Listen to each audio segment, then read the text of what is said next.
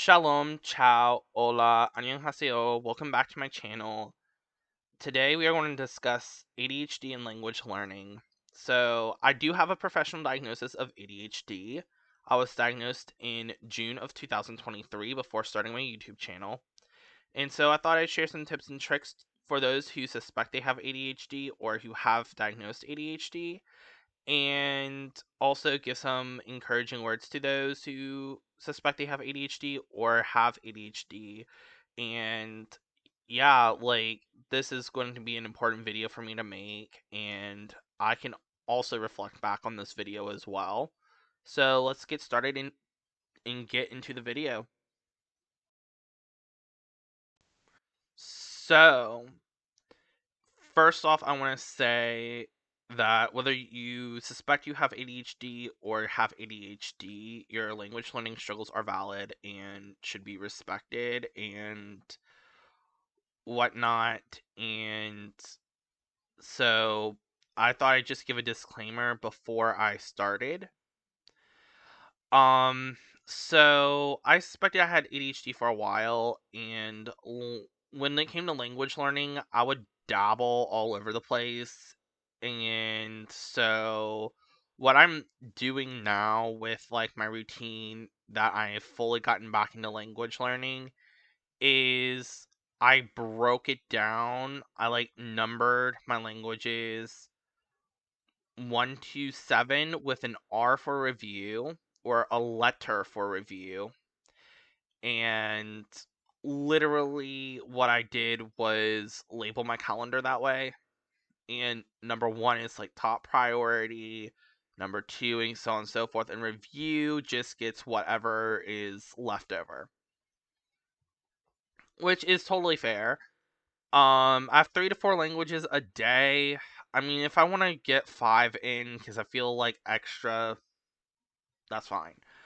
But ultimately, this way has helped me so much, and I talked more about it in my goal settings video, which is my last video that I posted from this video. So if you want to go watch the goal settings video, I talked more about that.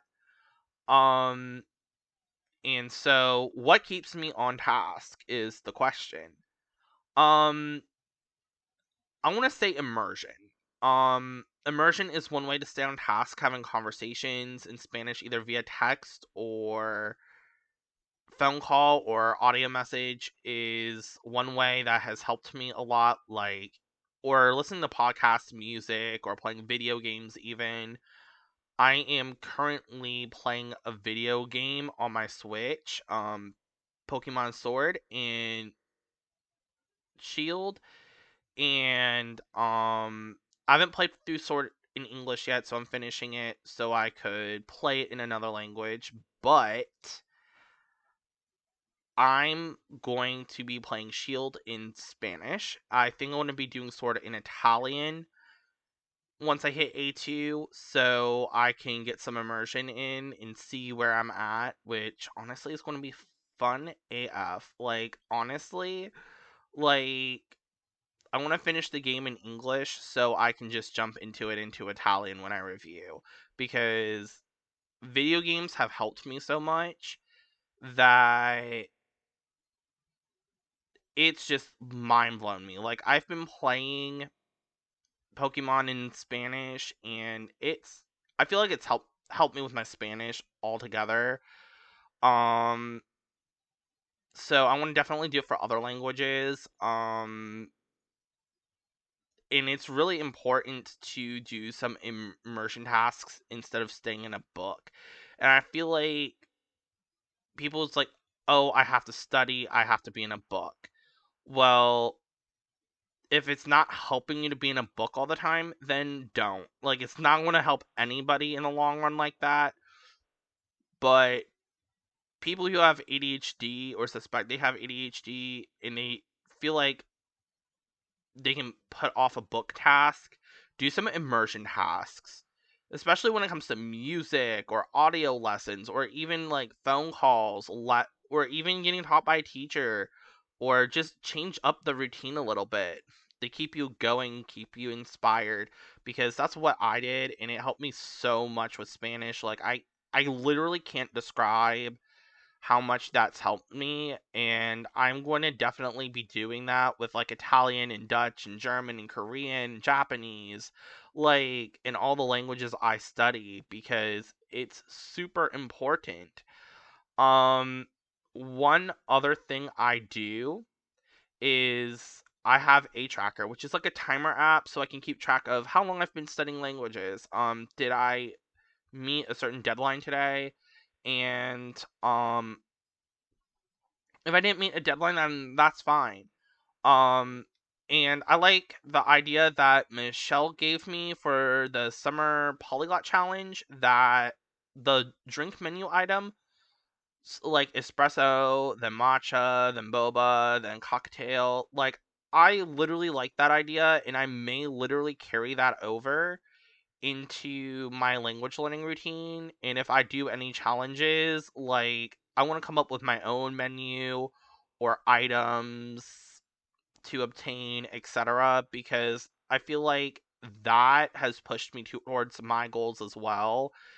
And it has a downfall though of being stressed the F out, but ultimately it has helped me in the long run achieve my language learning goals and stay on task and want to do things, even if it's like shortened tasks. Like I thought I was going to spend an hour on Hebrew just now. I only spent about 40 minutes, and that's okay.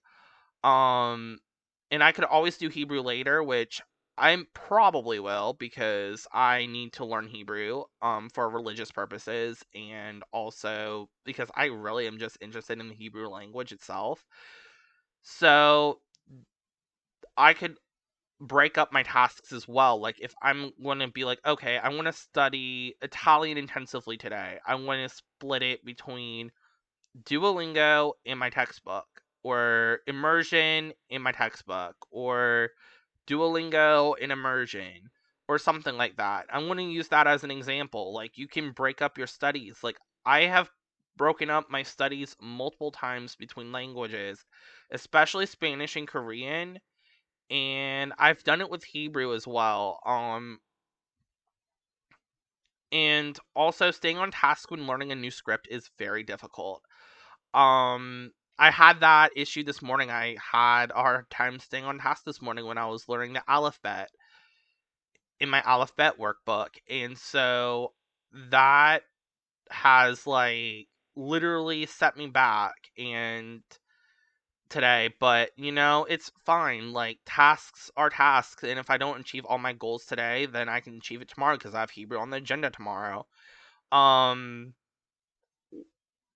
in talking about not achieving your tasks, I feel like it's okay not to achieve your tasks every day.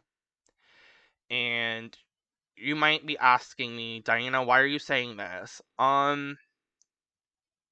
Because we need to know that it's not okay that we had either life obligations, travels, moving, medical issues, or even you just not mentally in the clear that day. Like, it's okay. And it's okay to push your goals back to the next month, or like the next week, or the next year if it's the end of December, or whatever the case may be. And, or even push it even a couple hours ahead. And I feel like it's super important to really focus on smaller goals when you have ADHD or suspect you have ADHD. I really feel like it's important to go for the smaller goals first before you hit the big one. And hitting the big one is such a good feeling, and like I'm taking like baby steps with Korean right now, and I feel like it's helping me a whole lot taking just baby steps, like just doing the vocab videos on Korean Pod 101. And I've learned Hangul, so now I'm moving on to vocab and sentences and stuff like that. And I really feel like it's helped me a lot. So just take the baby steps. And sometimes it distracts you from the bigger goal, but that's where you can use your ADHD in a positive sense. Hit the smaller goals before you hit the bigger ones. And, like, shoot for the stars and do do what's best for you ultimately. Um I have one more tad bit of advice, and is if you have real time struggle focusing, I would really recommend like ATracker or Forest, because I feel like it will help out at the end. And also go back to my goals video where I talked about how I number my calendar with my languages, number and letter my calendar with my languages. And I will see you all in the next video. Like, comment, subscribe, and follow me on Instagram and Threads at diana.lingual. And I will have a new video coming out soon. Alrighty, have a great day. Bye.